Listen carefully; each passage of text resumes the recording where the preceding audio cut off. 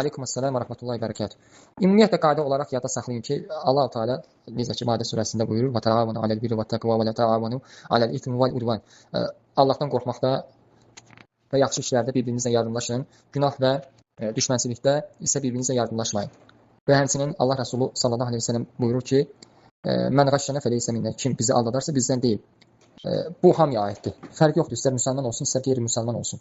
Madəm ki, burada aldatma var, hətta qeyri-müsəlmana qarşı olsa belə, kafirə qarşı olsa belə, bir müsəlmana yaraşmaz ki və haramdır ki, onu aldatsın. İstər bu ticarət məsələsində olsun, istər ev məsələsində, hansısa bir yer məsələsində, onu zülm edib, onun haqqını yeyib, onun yerini əlindən almaq və s. Bu təbii ki, bunlar haramdır. İstər bu böyük bir şey olsun, istər kiçik bir şey olsun. Allah-u Teala zülmü mütləq şəkildə haram etmişdir. Necə ki, qüdsi hədislərin, ilahi hədislərin birində Allah Peyğəmbərimiz sallallahu əleyhi və səlləm Allah Teala'dan rivayet edərək buyurur ki, mən zülmü özümə haram etdim və insanlar arasında da onu haram etdim. Yəni insanların da digərlərinə zülm etməsi bir mənalı olaraq haramdır və burada da heç bir fərq yoxdur.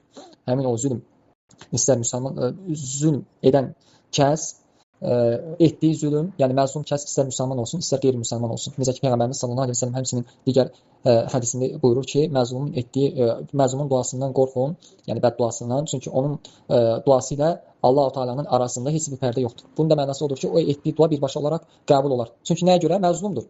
Zalim nə üçün zalimlik edir?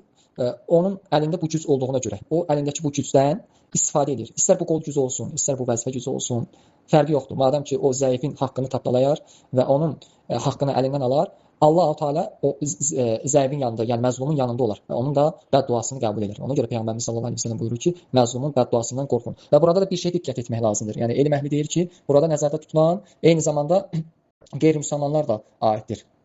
Yəni tək müsəlmanlara aid deyil bu məzlumluq məsələsi. Eyni zamanda qeyri-müsəlmanlardan biri də zülmə məruz qalar və ona bəddua edərsə, yəni onun artıq duasının qəbul olunmasından qorxulur.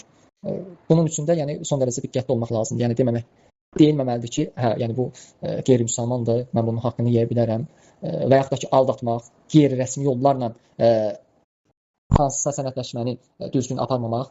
Bunlar hamısını Peyğəmbərimiz sallallahu əleyhi və səlləm qadağan etdiyi şeylərdir. Ola bilsin ki, bəli bu məsələdə zülm olmasın, lakin müxalifətçilik olsun. Yəni boydan nizama müxaliflik olsun. Artıq bu halda qanuni yoldan artıq saparsa, uzaqlaşarsa, bu da harama daxildir. Necə ki Peyğəmbərimiz sallallahu əleyhi və səlləm buyurur ki, kim bizi aldadarsa bizdən deyil. Yəni bizi də kimi nəzərdə tutulan müsəlmanları aldadan Peyğəmbərimiz sallallahu əleyhi və səlləm buyurur ki, bizdən deyildir.